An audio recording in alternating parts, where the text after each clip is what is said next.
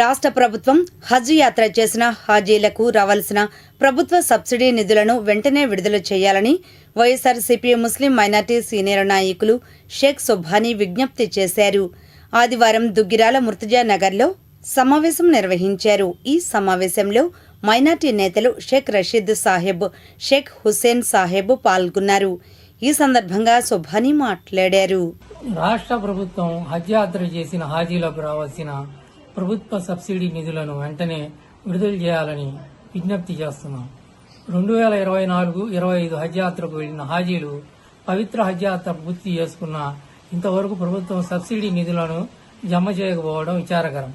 హజ్ యాత్ర 2026 సంవత్సరంకు సంబంధించి ప్రాథమిక ఏర్పాట్ల కోసం కేంద్ర హజ్ కమిటీ ఉత్తర్వులు కూడా జారీ చేసింది.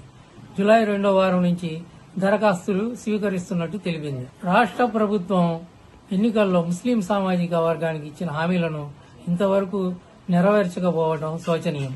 హజ్ హౌస్ నిర్మాణం, 50 ఏళ్లు నిండిన ముస్లింలకు పింఛన్లు మంజూరు, పెద్ద పెద్ద నగరాల్లో ఈద్గాలకు నిధులు, ఖబరస్థాన్లకు అంటే బరేల్ గ్రౌండ్లకు స్థలాల కేటాయింపు, మసీదుల నిర్వహణకు 5,000 రూపాయలు ఎన్నికల్లో ఇచ్చిన హామీ మేరకు వెంటనే కేటాయించాలని చెప్పి మేమంతా ప్రభుత్వాన్ని దుగ్గిరాల